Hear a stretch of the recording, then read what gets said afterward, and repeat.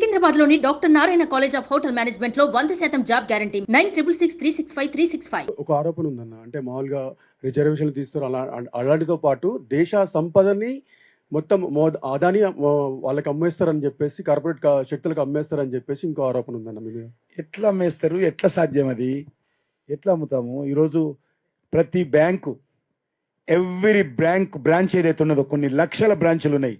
ఈరోజు ఆదేశించాం, ప్రతి బ్రాంచ్ కూడా ప్రతి సంవత్సరం స్టాండప్ కింద ఒక దళితుడికి, ఒక మహిళకు విధిగా బ్యాంకులోనిచ్చి వాళ్ళను ఒక పారిశ్రామికవేత్తగా, ఒక ఉత్పత్తి తయారు చేసే వ్యక్తగా, 10 మందికి ఉద్యోగాలు ఇచ్చే వ్యక్తగా ఇది అమలు చేస్తూ ఉన్నాం.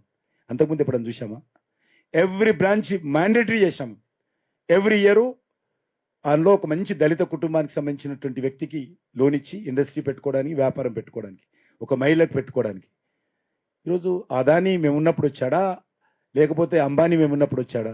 వీళ్ళందరూ ఎవరి సాయంలో వచ్చిన వాళ్ళు? కాంగ్రెస్ సాయంలో వచ్చారు. ఇదే రేవంత్ రెడ్డి అదానీ దగ్గరకు ఎందుకు చేతులు కలుపుకున్నాడు? మరి ఎందుకు ఈరోజు తెలంగాణ ఇన్వెస్ట్మెంట్ నాకేం సంబంధము? కాబట్టి దేశంలో ఒకటి కూడా మనం చేస్తున్నాం, అదానీ కానీ అంబానీ కానీ ఈరోజు ప్రాపర్టీ అంతా సమాజాన్ని అవుతుంది.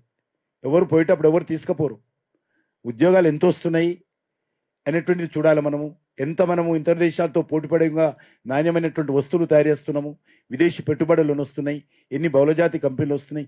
ఏదొచ్చినా కూడా అల్టిమేట్గా నా దేశానికి సంబంధించి గౌరవం పెంచే విధంగా ఉండాలి. నా దేశంలో ఉన్నటువంటి బడుగు బలహీన వర్గాల కుటుంబాలకు సంబంధించినటువంటి విద్యార్థులకు ఉపాధి దొరకాలి, యువతకు ఉపాధి దొరకాలి.